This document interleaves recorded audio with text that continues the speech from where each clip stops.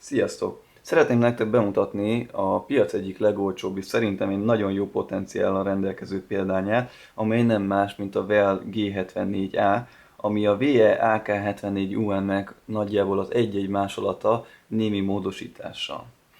Maga a VE-AK-k nem nagyon jó hírűek abból a szempontból, hogy a belsejük rendkívül upgrade igényes. Sajnos a VE elkövette azt a hibát, amit mindig el szokott követni, hogy meglehetősen olcsó és gyenge anyagokat használ a belső tekintetében. Hiába egy jól összerakott, jó kinéző replikát dob piacra, egyszerűen azzal kell kezdeni, és ez a VE-AK-nál nagyon-nagyon igaz.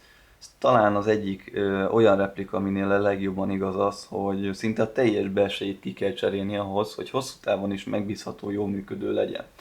Viszont itt jön a képbe a VEL, hiszen ők vették a fáradtságot, és azokat az alkatrészeket lecserélték rögtön acélra, amiket szinte azonnal megvásárlás után cserélni kellene. Viszont ezt ők úgy tették, hogy némi összeszerelés minőségbeli problémák vannak, a külső minősége meg se közelíti a VE, tehát ez a csúnya fekete festés teljesen más, ezt később el fogom mesélni, illetve az, hogy egy brutálisan jó árat párosítottak mellé, hiszen nagyjából 60 000 forintért már tulajdonunkban lehet egy ilyen AK, és ha azt vesszük, nagyjából egy 20-25 000 forintot ráköltve csupán már a tárakkal kell foglalkozzunk, hogy teljesen tartósan használatba vehessük ezt a replikát. Jó, hát azt hiszem én nem is húzom az időt. Amit tudni kell, hogy az alsó példány a sajátom, a felső példány egy barátomé, és a kettőt együttesen mutatnám meg nektek, hogy lássátok, hogy milyen minőségűek ezek az AK. Az alsó példány fél éve lett vásárolva, még 16 szeptember, november, tehát 16 őszén, míg a másik példány az 2017-ben lett megvásárolva, akkor is áprilisban, tehát amúgy, ha most néznétek a videót, akkor elég frissek ezek az infók. Jó, na, hát akkor az első körben megnézzük a mágneses tesztet, mint amit szoktunk csinálni, és akkor mutatom párhuzamosan a 16 év végi és 17 év elejé példány, de szerintem olyan nagy és lényeges változás a kettő vonatkozásában nem lesz, és akkor csináljuk ezt a kis szokásos mágneses tesztünket. Alapvetően, ami nagyon érdekes, hogy maga a VE is nagyjából ilyen anyaghasználatot tud magának, annyi változtatással, hogy a külső csöve például acél, míg a BL esetében itt alumíniumról van szó. Jó, akkor mutatom a frontsetet. Maga a kompenzátor acélból készült, illetve az első irányzék állítás lehetősége, ugye bal-jobb állítás tengely, illetve maga a fölletengely is acélból készült. Maga az első irányzék, mint tömb, illetve a gázblokk, gázdugattyú, ezek sajnos mind alumíniumból készültek. Maga az első előagyat rögzítő perse acélból készült, viszont az alsó az acél, a felső az alumínium, és amit el is kell mondjak, hogy az első irányzék és az előagy felső felé tartó persely az egy alkatrészből, egy frottyöntött alumíniumból készül, ami valósághűség szempontjából nem a legjobb megoldás, és ennek van egy olyan hátulütője is, hogy rendkívül lötyögős, kotyogós az egész előagy, pont emiatt a megoldás miatt, hogy gyakorlatilag csak úgy nagyjából valahol rajta van az előagy. Ez játék közben úgy kicsit zavaró, mert jobbal, előre-hátra minden irányba nem csak mozog, hanem nyekereg is, és meglehetősen zavaró. A irányzéktömb az jelen esetben itt is alumíniumból készült, sajnos a VE is ugyanúgy alul, és a VEL is ezt átvette, nem kell arra számítani, hogy itt is acél alkatrészsel találkozunk, mint mondjuk vegyük azt egy D-Boys, vagy egy VFC, vagy egy LCT, vagy ELN replika esetében, de hozzá kell tegyem, hogy némi munkával ezt könnyedén le tudjuk cserélni teljesen acélra. Viszont maga a tokalsó az ugyanúgy acél lemezből készült, és hát kidolgozási minőségére azért én annyi szinten mondanék egy pár szót, hogy azért a festése az sajnos nem hidegbarnított és nem olyan jó minőségű, mint azt a VN-nél megszokhatjuk. Szerencsésen nem csak a maga a tok, hanem a tok felső is acélból készül, és tényleg, hogy el kell azt mondjam, hogy sima, normál fekete festés kapott, ami nem valami szép, de viszont amúgy meglehetősen tartós. Eddig egy-két játék után nem kezdett el nagyon karcokat összeszedni, és nem kezdett el festéket ledobálni. Maga a tűzváltókar is acélból készült, ráadásul itt már egyik modernebb verziót tették föl, és ugye szerencsésen zárakasztóként is tudjuk használni, ami nagyon szórakoztató és amúgy egyben hasznos funkciója is ezeknek a kis sárkáknak. Maga a tűzváltókar különben rendkívül könnyedén jár, nagyon könnyen lehet váltani egyik állásból a másikba, ezt némi trükkel orvosolni lehet, és lehet ezen is javítani, de azt kell, hogy mondjam, hogy a tűzváltókarnak is az alap lötyögése, és úgy alapvetően maga a tűzváltókar is nem valami jó minőségű. Viszont ugye teljesen cserekompatibilis a VL-vel, tehát innentől kezdve akár ezt könnyedén le is tudjuk cserélni. Mutatom, hogy a másik a replikán is milyenek ezek az alkatrészek. Igazából ezen a vadonatúj darabon azért sokkal jobb a tűzváltókar, nincs olyan nagyon nagy hojtjátéka, mint mondjuk a saját példányomnak. Itt gyakorlatilag az egyes és az automata állások között gyönyörűen beakad a tűzváltókar, és szinte nulla hojtjátékkal pozícióban is marad. Egyedül a biztosított állásban van egy nagyon minimális kicsike lötyögése, de még szerintem ez is simán elviselhető. Ha már itt tartunk, akkor mutatom, hogy a másiknak is teljesen milyen repertoárban vannak acél alkatrészei. A saját példányomon annyi változtatást én már megtettem, hogy a töltés segítő tártörcsért én szépen föltettem, és azt kell, hogy mondjam, hogy nagyon jól működik, sokat segít a tározás közben. Mutatom, hogy maga a sátorvas is, és az egyéb alkatrészek is itt lent ugyanúgy acélból készültek. Haladva tovább a tus irányában, szerencsésen a tus rögzítő retesz is acélból készült, természetesen maga a tus is acél, a hozzátartozó szíjakasztó is az, ami nagyon szeret csörömpölni, zötyögni, és ugye elég könnyedén mozog, meg amúgy nem is valami kényelmes konstrukció. Illetve a tusnak a hátsó része is acélból készül. Ami érdekes, hogy az új példánynak a tusa jóval nagyobb lötyögéssel jár, illetve amit el kell, hogy mondjak, hogy nekem nem egyszer előfordult a saját példányomon az, hogy lövés közben egyszerűen fogta magát, és maga a tus kioldott. Mondjuk azért itt is van némi lötyögés, és azt kell, hogy mondjam, hogy maga az egész hátsó bak is mozog. Ugye itt a meglévő popszegecsek, amik rögzítenék, azoknál is azért előteljesen gyengül az anyag, már csak azért is, mert a CO2-es tárral elég durva visszarúgása van.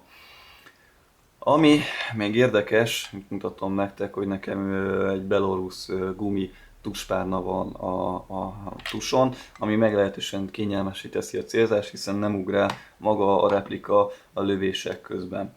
Amit még nagyon-nagyon lényeges is szeretnék elmondani, így a külső tekintetében, hogy alapvetően így rendben van az egész replika, viszont az összeszerelési minősége az nagyon sok kívánnivalót hagy maga után, hiszen nem vettek elég energiát és fáradtságot arra, hogy a szegecseket a tokon megfelelően rögzítsék. Már is mutatom nektek, hogy a saját példányomon a popszegecs egyszerűen ilyen szinten kijár, és éppen csak nem esik ki a tokból. És ez azért is probléma, mert a tokon belüli rögzítős Piater alumínium elemek gyűrűen elkezdenek táncolni, mozogni, és így gyakorlatilag a puskának, a replikának az egész hátsó része nem valami masszív, főleg a tus vonatkozásában. És volt is olyan sportárs, akinek ezek a Spiater alumínium belső elemek gyönyörűen el is engedtek, és gyakorlatilag az egész tok a hátsó részénél szétnyílt. Hát azt kell, hogy mondjam, hogy egy vadonatúj VL tok ezekkel a belső alkatrészekkel együtt nem egy drága 50-60 dolláros tétel, de eléggé bosszantó, ha bár hozzá kell tegyem, hogy a VLK áráért cserébe a VLK meg se közelíti ezt, így én még azt gondolom, hogy ezzel a problémával még lehet is élni. Ezen a példányon például itt a felső meg a középső szegecs az, aki eléggé csúnyán van berakva. Szerintem a videón is jól látszik, hogy éppen csak benn van a tokalsóban ez a szegecs, amit érdemes lesz majd utólag egy szegecs nyomóval a helyére tenni, és a végét a szegecsnek eldolgozni. Szerintem akkor én itt át is térek gyorsan a belső ismertetésére, hiszen a VLK ebből a szempontból nagyon sok változást kapott a VE-hez képest, és azt kell, hogy mondja, hogy majdhogy nem az eredetit, a másolat még felül is múlja, szerintem több szempontból még előnyösebb is. Amit a VR-ről nagyon érdemes tudni, hogy úgynevezett full travel zárja van, ami azt jelenti, hogy a zár teljes megvezetésű, ugyanolyan távolságig jár, mint az éles AK-knál, ami rendkívül üdvözlendő.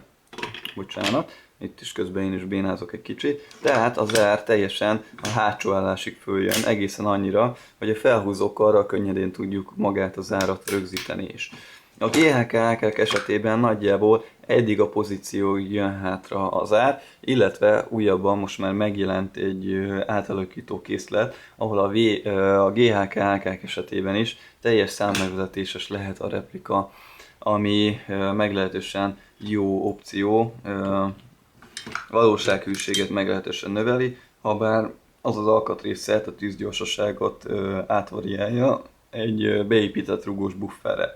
No mindegy, visszatérve, amit nagyon lényeges, és én mindenképpen meg akarok mutatni, hogy bizony a VE-AK-val ellentétben a VEL több olyan alkatrészsel rendelkezik, ami már gyárilag acélból készült, ellentétben a VE-vel. Ezek nem mások gyakorlatilag, mint maga a kakas, az egyes lövésemelő, illetve a tár kieresztő szelepét megütő ütőszeg, akik acélból készültek, mindjárt megpróbálom elérni, így meg is tudom így mutatni. Tehát ez a három alkatrész szerencsésen acélból készült, amiről el kell, hogy mondjam, hogy rendkívül gyorsan el is fáradnak, legalábbis a gyári Spiater alumínium VL alkatrészek esetében nagyon sok probléma van ezekkel az alkatrészekkel.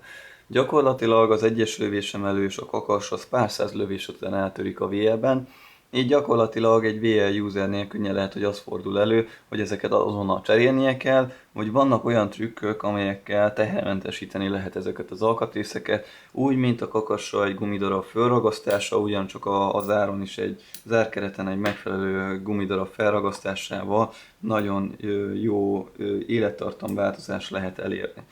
De a VEL ebből a szempontból nagyon szimpatikus, hogy gyakorlatilag az elsütővel nem is nagyon kell foglalkozni, azon túl, hogy sajnos a rugók minősége meglehetősen rossz.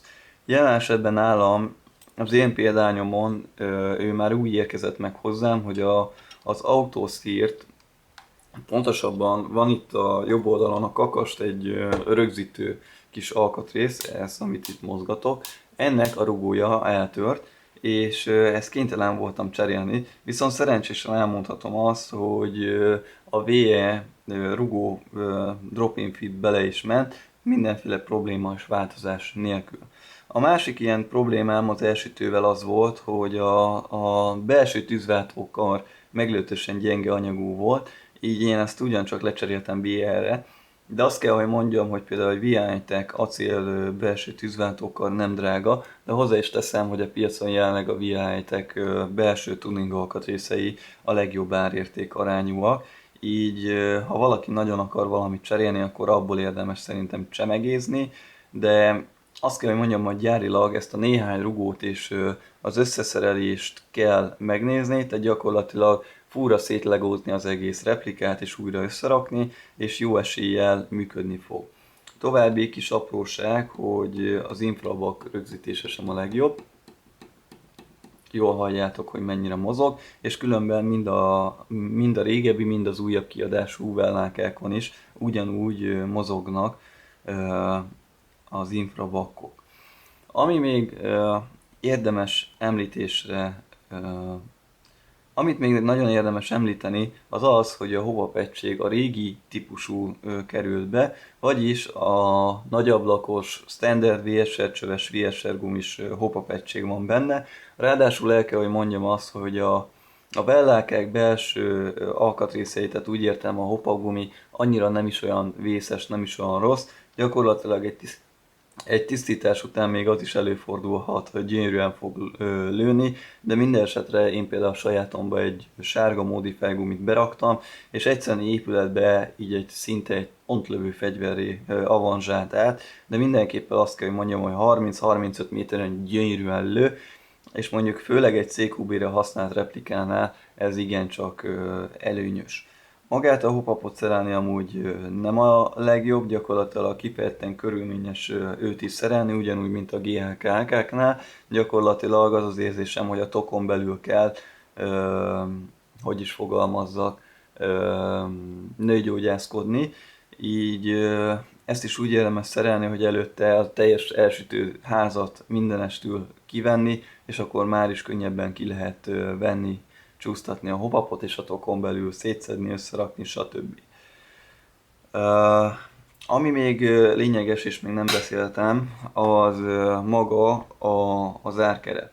Gyakorlatilag az újabb kiadású Well AK-nál, ugye jelen esetben ugye a 17 év elejé szériának az árját tartom a kezembe, annak már szép a zárja, főleg ugye régebben a gázdügattyúk voltak valamilyen módon vagy okból a Well által kézileg lecsiszolgatva. Mindjárt megpróbálom megkeresni. Az igazság, hogy nem találom a másik gázdogattyút, de azt kell elképzelni, hogy egyszerűen fogják, és mint a köszörűvel ezt a gázdogattyúnak ugye a lehúzó gyűrű részét egyszerűen lecsiszolgatják, leköszörülik, és meglehetősen ronda, illetve akad is maga a gázdugattyú és maga a zár is, így ennek a szétszedése, ógyűrűvel egy tápszarcot belerakni és az egyéb módokkal el lehet azt érni, hogy megfelelő irányba álljon maga a gázdugattyú, és ne akadjon a replikában. Viszont ennél az újabb 2017-es verziónál semmilyen dolgot nem vettem észre, így remélhetőleg ezt is már el lehet felejteni, de hozzá kell tegyem, hogy egy gyári VE gázdugattyú nem is olyan drága, néhány dollárba kerül, ezt is gyönyörűen gond nélkül le tudjátok cserélni. A másik lényeges, hogy a Nozi rugók meglehetősen rossz minőségűek, és nagyon sok vellákában egyszerűen darabokra tört, már akár rögtön dobozba kivéve is.